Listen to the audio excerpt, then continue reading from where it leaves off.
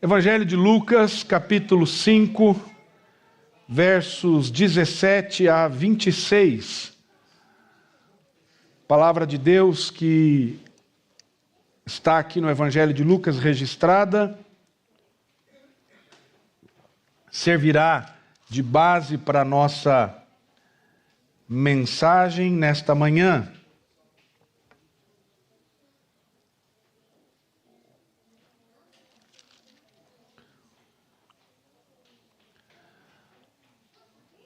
Diz assim a palavra do nosso Deus: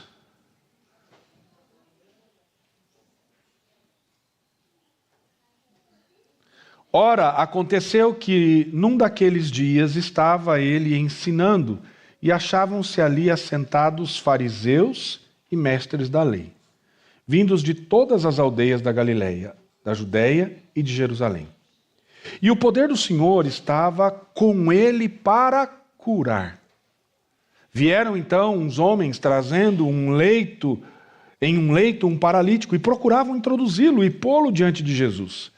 E não achando por onde introduzi-lo, por causa da multidão, subindo ao eirado, o desceram no leito, por entre os ladrilhos, para o meio diante de Jesus. Vendo-lhes a fé, Jesus disse ao paralítico: Homem, estão perdoados os teus pecados.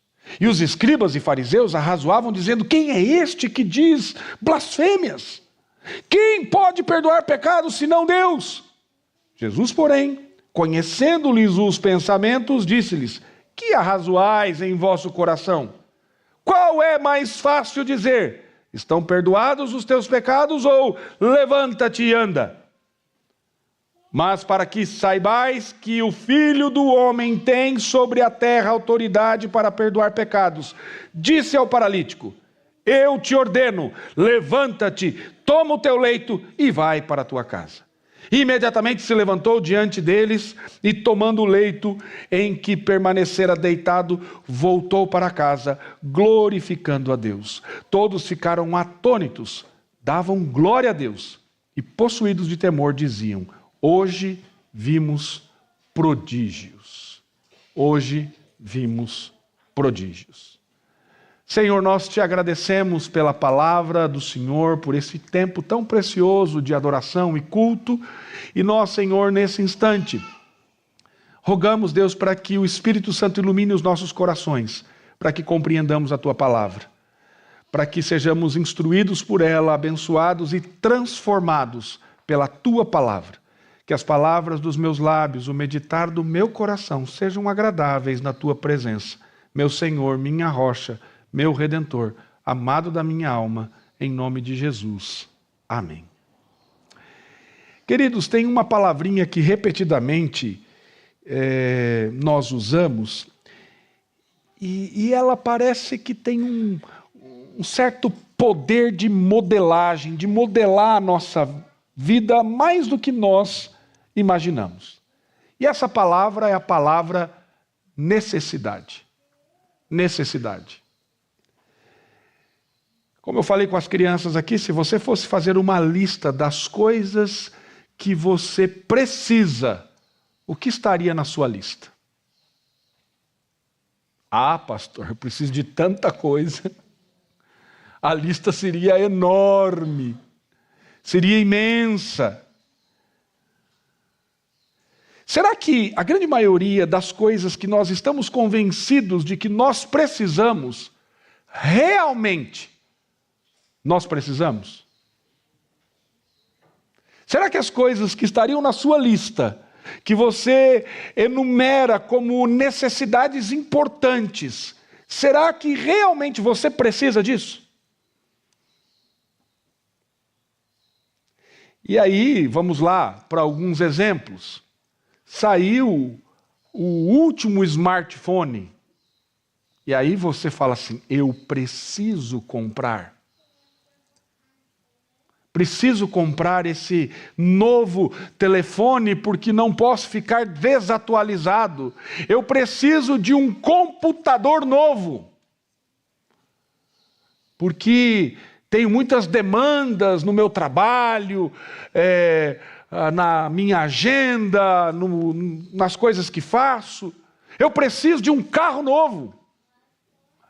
Eu preciso de uma casa nova. Essa minha casa está caindo aos pedaços. Eu preciso comprar um sofá novo. Lá em casa a gente está precisando de um novo. Está meio esgualepado o nosso já. Eu preciso de reformar os armários da minha casa, da minha cozinha. Eu preciso de um terno novo. Eu preciso de um sapato novo. Eu preciso de uma roupa nova. Eu preciso de um marido novo. Opa, não, esse não pode. Né? Mas você acredita que tem gente que diz isso? Que precisa de uma esposa nova, de um marido novo. Está muito parado esse negócio, vamos mudar. Precisa de uma coisa nova. E acha que isso é uma necessidade. E não resolve os problemas, não trabalha naquilo que precisa ser trabalhado. Não muda o coração. Percebe, queridos, que às vezes nós vamos criando ilusões de coisas que nós achamos que precisamos, que são necessidades essenciais, mas de fato não é uma necessidade essencial.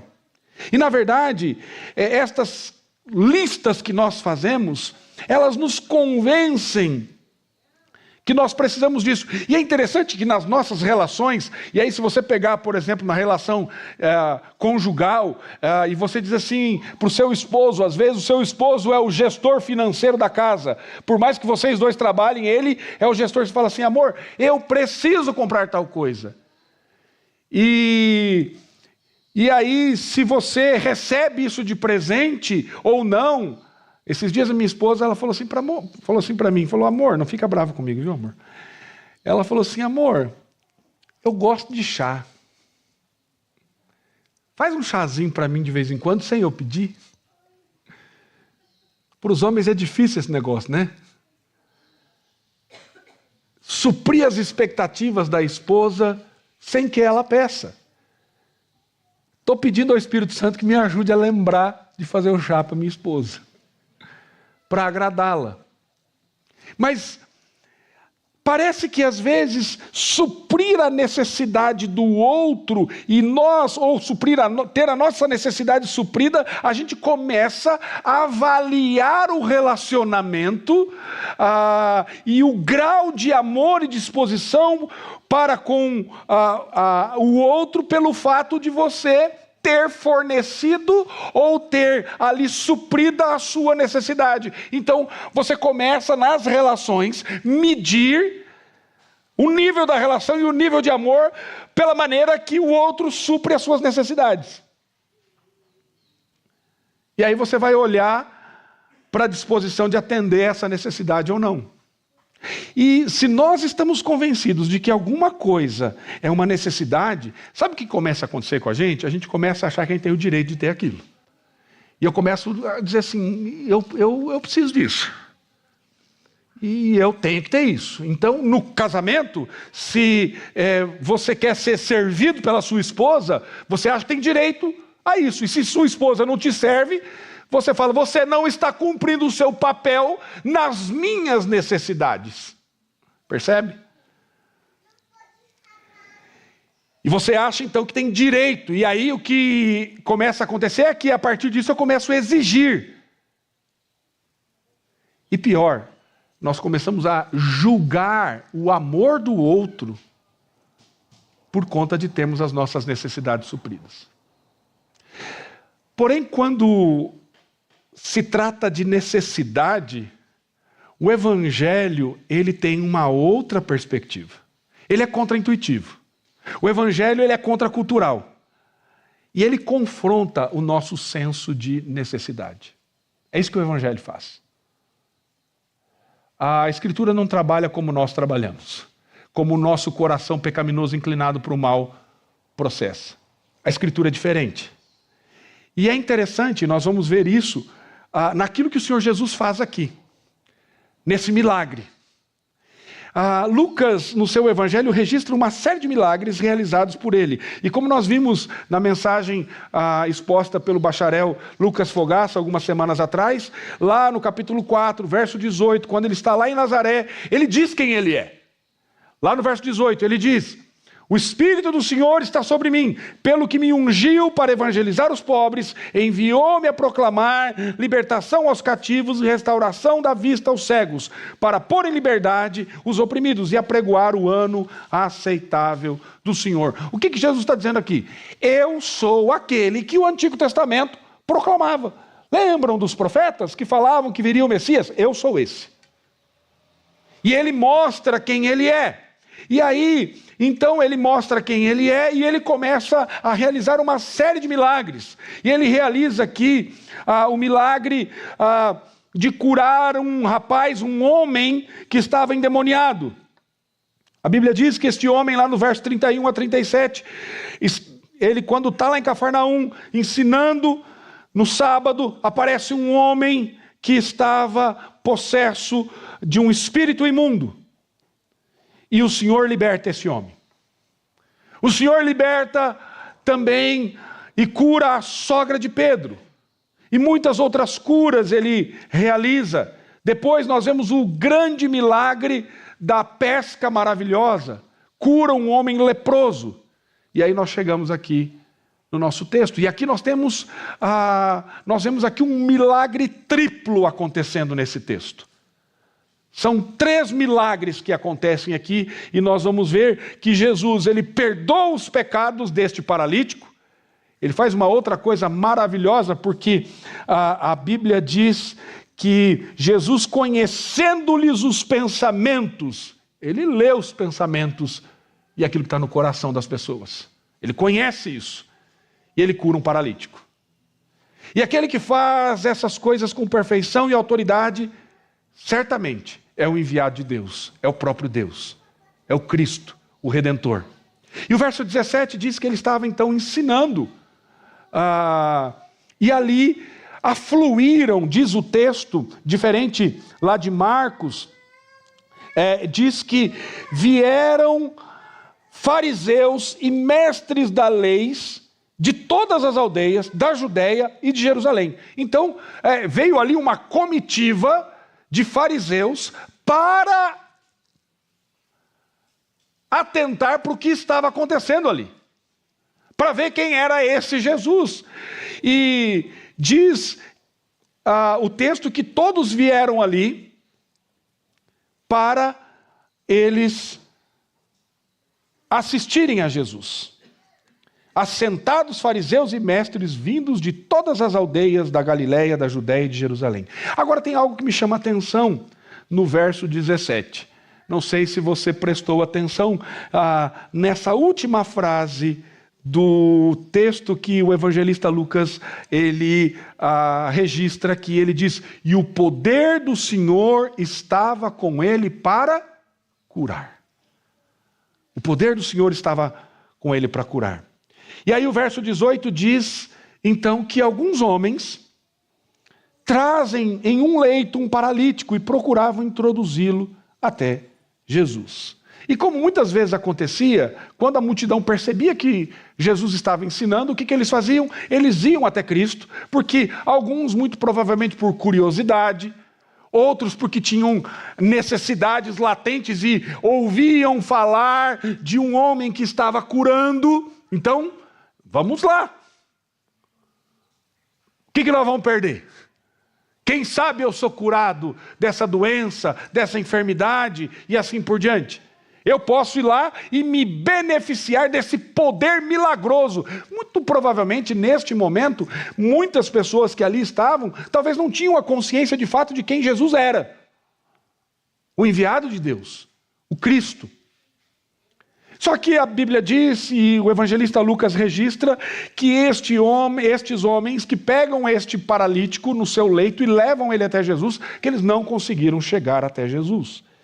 E então o que eles fazem? Eles sobem no telhado, sobem no eirado. Diz o texto que eles aqui agora descobrem ali, tiram os ladrilhos para descer este homem bem no meio onde Jesus estava. Então, eu fico tentando imaginar essa cena. Toda vez que eu exponho este texto, ou prego neste texto, eu fico tentando imaginar a cena. A gente está aqui louvando o Senhor, daqui a pouco começa a sair, começa a descer um indivíduo, um leito no meio do culto, no meio do ensino, no meio do estudo bíblico. Coisa mais inusitada. Foi isso que aconteceu. Foi isso que aconteceu. E aí então agora esse homem está diante de Jesus. E pensando nisso, a primeira coisa que eu gostaria de pensar com você era qual era a necessidade. Qual era a necessidade? Verso 18 a 20 diz: vieram então uns homens trazendo num leito um paralítico e procuravam introduzi-lo e pô-lo diante de Jesus. E não achando por onde introduzi-lo, por causa da multidão, subindo no eirado, desceram o leito por entre os ladrilhos, para o meio diante de Jesus. Vendo-lhes a fé, disse ao paralítico. Eles são impedidos de chegarem até onde Jesus estava, e aí eles fazem essa coisa maravilhosa, incrível. Eles sobem no telhado, desmontam o teto e descem o amigo deles até Jesus.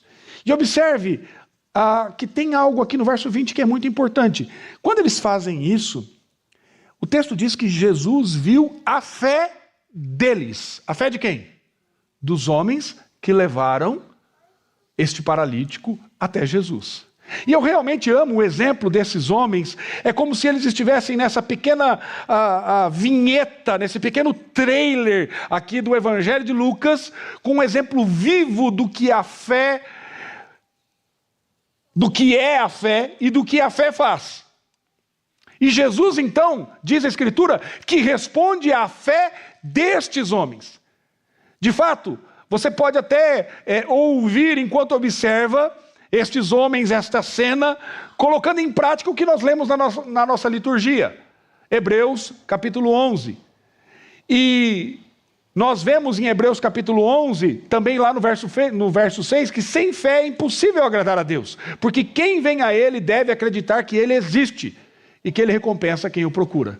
Então, estes homens criam que Jesus poderia fazer um milagre. E é uma imagem muito real da fé. A fé, primeiro, queridos, está enraizada na verdade. Está enraizada na declaração de Deus de quem Ele é. Está enraizado nas verdades do Evangelho. A fé não é algum tipo de salto religioso no escuro, onde você anda sem saber por onde você está andando. Não, muito pelo contrário. Fé é você ter a certeza daquilo que o Senhor fará, mesmo não vendo. Isso é fé. Ela está enraizada na verdade, mas não é só isso. É importante dizer que a fé, ela nunca é apenas teológica. A fé nunca é apenas conceitual. A fé nunca é apenas consentimento mental para alguma coisa. A fé sempre é ação. A fé sempre é ação. É sempre uma maneira de viver.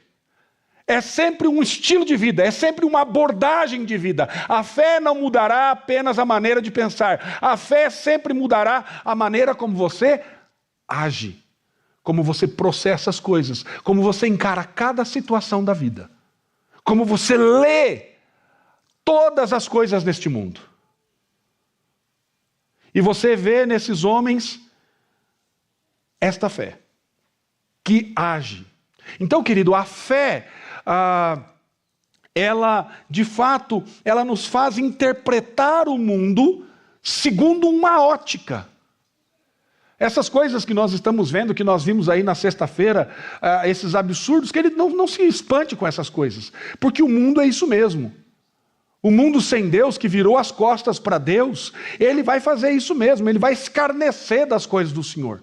Por quê? Porque essas pessoas não foram iluminadas pelo Espírito Santo. E o que você espera das trevas? E ontem até repliquei esse artigo do querido reverendo Rodrigo, lá de Pernambuco, que fala da cidade da luz que virou a cidade das trevas, mas é uma cidade das trevas desde a Revolução Francesa. Então, não espere que as pessoas vão glorificar a Deus e que vão louvar o Senhor. Esse é o natural deles, por quê? Porque sem fé é impossível agradar a Deus. E essas pessoas estão mortas nos seus delitos e pecados. Então não se espante com essas coisas. O que você espera dos filhos das trevas? Trevas. O que você espera dos filhos do diabo? Que vivam como o diabo. Agora, o que você espera dos filhos de Deus?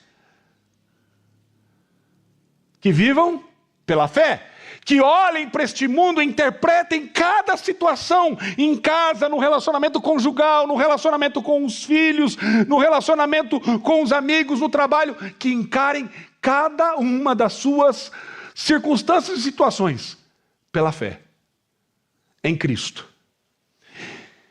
E é interessante que quando nós olhamos para essa cena, para esse episódio, nós percebemos que esses homens não cederiam a nenhum tipo de obstáculo. Eles não iam ser parados. Eles foram realmente levados a fazer algo radical para colocar esse homem diante dos pés de Jesus. Isso nos aponta para algo que eu considero muito importante para nós considerarmos. A fé, se realmente é fé, não se esvai diante de obstáculos. A fé não desiste diante das dificuldades. A fé não foge quando as coisas ficam difíceis. A fé não desiste, não cede à dúvida. Não se afasta diante do inesperado e do difícil. E aí eu pergunto para você, meu amado, o que acontece quando você enfrenta obstáculos? O que acontece quando as coisas se tornam difíceis? Quando a vida de fé não é fácil, quando você é perseguido, quando você enfrenta situações adversas, quando você recebe oposição. Você começa a duvidar de Deus? Você começa a ter dúvida daquilo que o Senhor faz e tem feito? Quando você está sofrendo de alguma forma, o que acontece com a sua fé? Você revisita os seus hábitos? Você começa a sinalizar e a perceber as suas devoções pessoais? Você começa a revisar questões do amor a Deus? Sabe, meu querido, eu preciso dessa fé para conduzir a minha vida. Eu preciso, nos momentos de dificuldade, crer mais no Senhor. Ter mais certeza daquilo que Deus é. E queridos, às vezes a dúvida que é natural a nós, como eu já tenho dito aqui muitas vezes, ela vai bater no seu coração e você vai duvidar das coisas. Você vai duvidar, meu amado. Por quê? Porque o nosso pecado é inclinado para o mal. Diante dos obstáculos, diante das dificuldades, diante das lutas, diante das angústias, você vai duvidar. Porque nós somos pecadores. Mas a palavra de Deus diz que nós devemos crer neste Deus e ter certeza das coisas que nós não vemos. E convicção desses fatos. Que o Senhor, nosso Deus, nos dê esse tipo de fé como estes homens aqui. Não apenas para que creiamos nas verdades do Evangelho, mas que essas verdades formem a forma como eu e você vivemos. Para que eu possa dizer que eu estou fazendo o que eu estou fazendo e tudo que eu faço, porque eu acredito em Deus. Porque Deus é o centro da minha vida. Porque Ele é o Senhor, Ele é o centro. Então cada ato que nós devemos fazer guiados por isso. Eu faço o que faço, como marido, na relação com a minha esposa, porque eu acredito no Senhor. Você faz o que faz, minha irmã, como esposa, como mulher, ao seu marido, porque você acredita que Deus é Deus, Ele é o centro de todas as coisas. Você faz o que faz pelos seus filhos, porque você acredita em Deus. Você faz o que você faz nas suas finanças, porque você acredita em Deus. Você faz o que você faz no seu lazer, porque você acredita em Deus. Eu vivo da maneira que eu vivo, porque eu realmente acredito que Deus é aquele que deve receber toda a honra e glória. E é o Senhor de todas as coisas. E a Bíblia diz que Ele nos dá um bônus ainda, né? Porque Ele recompensa aqueles que o buscam. Se você vive pela fé, ainda você vai ser abençoado, diz a palavra. Então isso é formativo em tudo aquilo que nós fazemos. E eu gostaria de poder dizer que a você que isso é formativo para tudo na minha vida, mas infelizmente não é. Por quê? Porque eu sou pecador. Eu gostaria de poder dizer a você que tudo que eu faço, tudo que eu penso, tudo que eu desejo é uma expressão da minha fé enraizada no Evangelho, mas infelizmente não é. Como eu sei que não é para você também. Porque às vezes a hora que você vê, o que acontece? Você já fez. Hoje pela manhã conversava sobre essa luta do nosso coração com a minha esposa. E ela falou assim, olha, especialmente as mulheres quando estão naqueles dias do mês, que passam por um momento que os hormônios ficam mais aflorados, nós fazemos coisas que, hora que percebemos, já fizemos. Mas isso não é só para a mulher que está passando por aqueles momentos que os hormônios estão mais aflorados. Mas isso é para todos nós. Por quê? Porque o nosso coração é inclinado para o pecado. E em todos os momentos, homem, mulher, nós vamos olhar para as nossas próprias necessidades. Nós vamos olhar para aquilo que nós achamos mais importante. E nós vamos colocar isso em primeiro lugar. E deixamos a fé de lado. Nós temos que estar vigilantes, queridos. Nós precisamos estar atentos. E é isso o que a palavra nos mostra. Nós precisamos orar ao Senhor e buscar esse encorajamento. E quem sabe fazer uma oração que aqui coloquei. Senhor, eu quero crer. Eu quero crer. Senhor, eu preciso de fé, me ajude na minha incredulidade, encontre-me na sua graça, para que tudo que eu faço, tudo que eu digo, tudo que eu penso, tudo que eu sinto, em todas as situações, em todos os locais, em todas as circunstâncias da minha vida, estejam enraizadas no Evangelho do Senhor Jesus Cristo. Que isso não seja somente no domingo pela manhã. E se vocês perceberam, as crianças estavam bem atentas aqui pela manhã, né? Qual a sua maior necessidade? Jesus. A palavra. Estão bem doutrinados os nossos filhos. Mas que isso seja todos os dias, Senhor. Que o Senhor seja a força que de fato nos motive e nos dê amor e paixão para viver pela fé. Que não sejam apenas informação, mas que seja algo transformador para a nossa vida. Infelizmente não é isso que acontece com a maioria de nós, meus queridos. Por isso nós precisamos buscar ao Senhor. Por isso nós precisamos buscar ao Senhor. Isso é importante, sim. Mas agora, seguindo e na sequência do texto, o que nós vemos? Nós vemos a necessidade mais importante. A necessidade mais importante. Verso 20 diz, vendo-lhes a fé, disse ao paralítico, homem, estão perdoados os teus pecados. A Bíblia diz que Jesus observa a fé desses homens. E então, a seguir, exige atenção das pessoas. Agora imagine a multidão. Estão ali fariseus, escribas aqui, mais abaixo vai dizer que também estão ali, vindos de todos os lugares, assentados, esperando para ver o que este homem agora, que disse ser aquele enviado pelos profetas, aquele que os profetas predizeram, falaram, previram, que ele agora é este homem, o Messias. E aí imaginem a cena. Aqueles homens desmontando o telhado, desce esse paralítico até aos pés de Jesus. E agora eu quero que você use a sua imaginação. Pense nessa cena. O que todo mundo espera ali? Pelo contexto, o que nós estamos vendo, era natural todo mundo pensar, vai ter milagre. Olha só, tá vendo? Agora você vai ver lá. Presta atenção. Tá meio dormindo aí, rapaz? Acorda aí. Desceu aí. Acorda que agora vai ter milagre. Agora vai ter bênção. Agora nós vamos ver uma coisa maravilhosa. Agora nós vamos ver uma coisa extraordinária. Porque parece que é óbvio que vai acontecer isso. Esse homem vai ser curado. Nós vamos ver ele levantando agora. E aí Jesus faz o quê?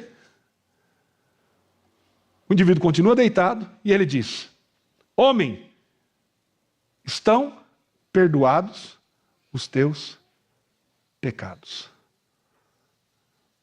Aí você pode parar e pensar assim, como assim? Eu não paguei ingresso para vir ver essas coisas, não. Não paguei ingresso para essas coisas. Eu vim aqui para ver milagre. O que é isso, Jesus? Como assim? Perdoados estão os teus pecados. Eu quero ver, levanta e anda. É isso que eu quero ver. Mas, queridos, quando Jesus olha para esse homem, os seus olhos não veem apenas o horror da sua paralisia. E é horrível a situação desse homem. É deplorável a situação desse homem. E aqui nós temos que pensar que esse é o Criador, o Senhor, que fez os céus e a terra. E Ele odeia todos os efeitos da queda. Porque as doenças que nós enfrentamos nesse lado de cada eternidade, por que elas existem? Por conta das consequências da queda, do pecado. E Jesus odeia isso. Esse tipo de paralisia não existiria sem o horror do pecado. E é isso que o pecado faz e fez num mundo criado, agora manchado pelo pecado. E o Criador odeia todos os efeitos do pecado. Mas quando ele olha para esse homem, algo que ele odeia mais. Algo que ele odeia muito mais. Há uma questão mais profunda nesse homem. Há uma quebra mais profunda. Há um efeito mais profundo do pecado. E é para lá que os olhos de Jesus vão. É para onde o coração de Cristo vai. Porque ele olha para esse homem que foi devastado por algo muito mais sério que uma doença. Ele foi devastado pelo pecado. E a compaixão de Cristo, meus irmãos, ela é tão profunda que ele não olha apenas para a condição física desse homem. A compaixão de Cristo vai para a coisa mais horrível, porque ele está olhando para um homem que agora é culpado diante de Deus, e ele está olhando para um homem que agora vive o horror da separação de Deus. E isso é horrível, queridos, um ser humano viver separado de Deus. Sabe por quê? Porque eu e você não fomos criados para viver longe de Deus. Nós somos criados para viver com Ele para todo sempre, adorando, glorificando, bendizendo ao Senhor. E ele olha para esse homem, e ele via nele, com a sua paralisia, a total incapacidade, porque apesar de todo o horror da sua condição, esse homem não podia e não tem nenhuma capacidade de fazer, sabe o quê? De remover o seu próprio pecado. E o coração de Cristo, ele corre em direção para resolver o que realmente é importante. Eu não estou dizendo que a sua paralisia não era uma necessidade visível e latente, mas tinha algo muito mais profundo que era o pecado. E é para ali que Cristo olha. É para lá que Cristo olha no meu coração e no seu coração.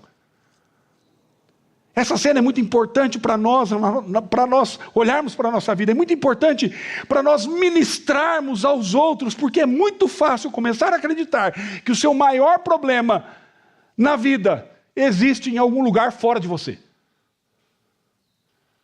Que existe distante de você. Não, querido, o seu maior problema, o meu maior problema está aqui, dentro de mim, no meu coração. A minha inclinação para o pecado. Esse é o meu maior problema. Esse é o seu maior problema, querido. Irmãos, é um engano horrível. Isso é um engano do diabo, é um engano do inimigo. E vai nos levar para longe do Evangelho se você achar que o seu maior problema está fora de você. Que o seu maior problema é uma cura de uma enfermidade, que o seu maior problema é a restauração do seu lar, no sentido de relacionamento com o filho e com os pais. Queridos, o nosso maior problema é porque nós somos pecadores e nós carecemos e necessitamos de graça, de salvação, na presença do Senhor Jesus.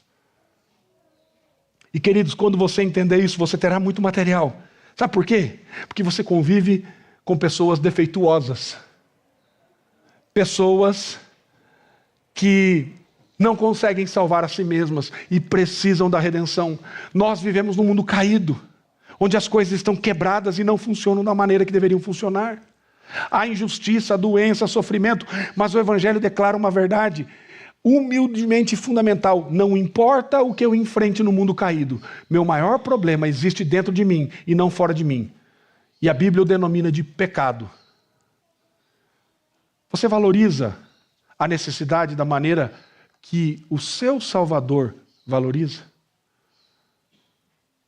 se vamos encarnar na nossa vida, no nosso contexto, na nossa cultura, o Senhor Jesus, aquilo que Ele é, e sermos como Cristo, nós devemos estar envolvidos em várias áreas. Nós vamos nos envolver com o contexto que nós estamos inseridos: medicina, educação, justiça, assistência social, econômica e tantas outras áreas. Mas nós devemos ter em mente que o central, a necessidade mais profunda do ser humano não é remédio. A necessidade mais profunda do ser humano não é educação. Hoje mesmo, estava ouvindo lá, minha esposa estava ouvindo antes, ensaiando aqui para vir cantar, e estava ouvindo uma música lá, aí entrou no YouTube uma propaganda: se você quer que o seu filho tenha sucesso na educação, faça esse curso. Às vezes nós queremos achar que a maior necessidade do nosso filho é aprender inglês, aprender programação, é ser bem-sucedido, ter uma boa faculdade, ter um bom ensino. Nós achamos que a educação é a coisa que mais é necessária para os nossos filhos. Nós achamos que a necessidade mais profunda do ser humano é justiça. A necessidade mais profunda do ser humano é assistência financeira. Nós achamos que essas coisas. Mas, queridos, não são. Não são. A necessidade mais profunda de toda pessoa que já respirou e que nasceu e pisou nesse planeta é a graça do Senhor Jesus. É ser perdoado. É ser instruído pelo Espírito Santo para viver uma nova vida, abraçado pela graça. E devemos viver essa realidade na nossa vida diariamente. E se você realmente acredita nisso, meu querido, você não vai ser apenas consumidor casual dos programas da igreja. Você vai mover a sua vida constantemente para ouvir o Evangelho da Graça novamente. Você vai ser um estudante da Palavra de Deus. Você vai ter comunhão com o povo de Deus. Você vai adorar ao Senhor. Você vai pregar o Evangelho. Você vai compartilhar o Evangelho. Você vai falar das boas novas. Você vai buscar os meios de graça em todos os lugares que você puder. Eu quero dizer algo para você, meu amado, muito importante. Quando você estiver lá do lado de fora dessas portas, a transformação da nossa cultura, da vida das pessoas, não acontecerá pela educação ou qualquer tipo de coisa. Essa transformação só acontecerá quando os corações dos indivíduos forem transformados pela graça. Entenda isso, querido. Situação só muda de verdade quando as pessoas são transformadas por Jesus. Pode melhorar o comportamento, mas se não for transformado o coração, não vai mudar a situação. E aí nós vemos, em último lugar, a verdadeira necessidade. E qual é a verdadeira necessidade? Nós vemos aqui que é o coração. Versos 21 a 26. E os escribas e fariseus arrazoavam, dizendo: quem é este que diz blasfêmias? Quem pode perdoar pecados senão Deus? Jesus, porém, conhecendo-lhes os pensamentos, disse-lhes: que arrazoais em vosso coração? Qual é mais fácil dizer? Estão perdoados os teus pecados, ou levanta e anda? Mas, para que saibais que o Filho do Homem tem sobre a terra autoridade para perdoar pecados, disse ao paralítico: eu te ordeno, levanta-te, toma o teu leito e vai para a tua casa. Imediatamente se levantou diante deles e, tomando o leito em que permaneceu deitado, voltou para casa, glorificando a Deus. Todos ficaram atônitos, davam glória a Deus e, possuídos de temor, diziam: hoje vimos prodígios.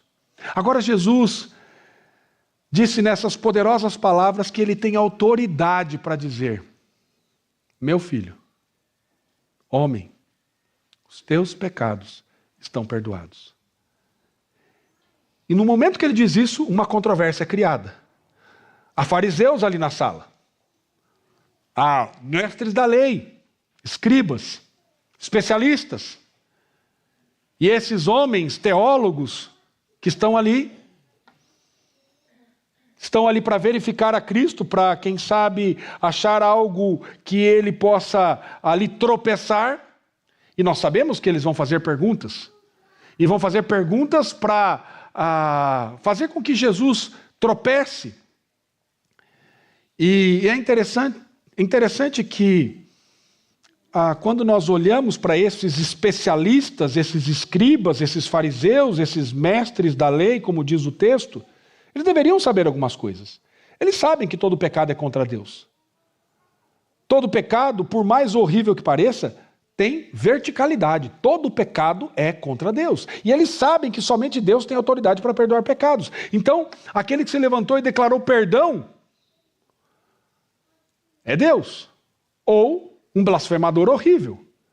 Não há como você saber as coisas que esses homens sabiam e ser neutro nesse momento. E aqui o evangelista trabalha algo que eu particularmente gosto muito. Ele mostra o coração destes homens. Ele mostra o que estes homens estavam pensando. Ele mostra o que eles arrazoavam. E aqui literalmente nós vemos como todo ser humano opera.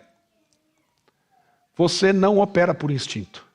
Ao contrário do que dizem em nossos dias, você não é apenas aí uma máquina bioquímica. Você não é um ser biopsicossocial.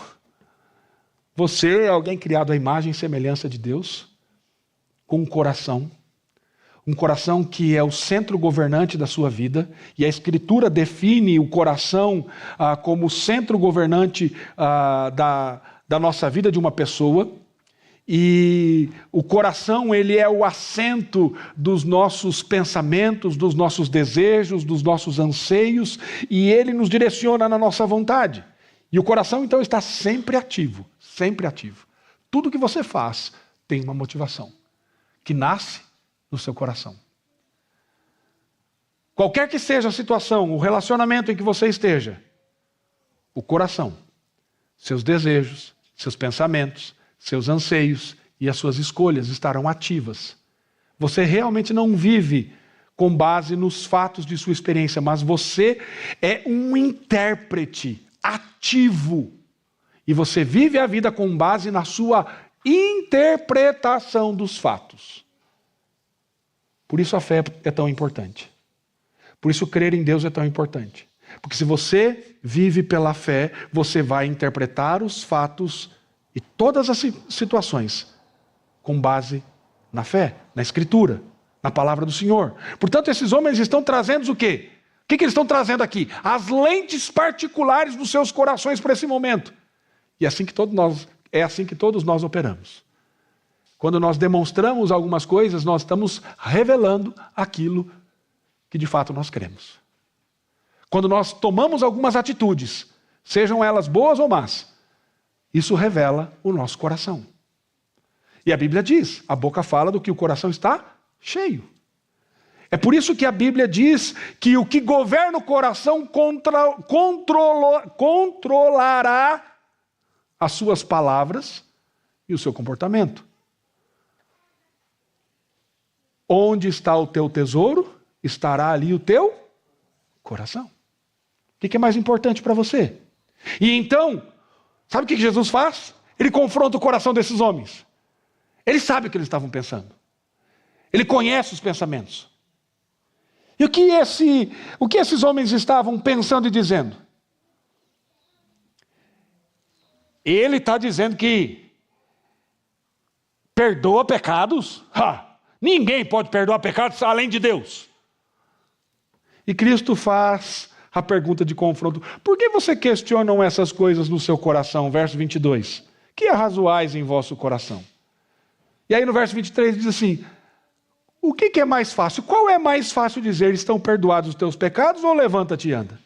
Bem, até você poderia argumentar que, como somente Deus pode perdoar pecados, é realmente fácil dizer levanta-te e anda. Mas isso não é o que Jesus está buscando. O que ele está dizendo? Você, obviamente, está questionando a minha capacidade de fazer isso. Você não entendeu quem eu sou. E por isso eu vou apresentar para vocês evidências muito claras, muito empíricas, da minha missão e de quem eu sou. Do que de fato, que o fato de eu ser Deus, e eu vou fazer aqui e mostrar para você que eu sou enviado de Deus, que eu sou o Cristo, que eu sou o Messias. E isso não vai ficar sem dúvida nenhuma. É isso que ele está fazendo.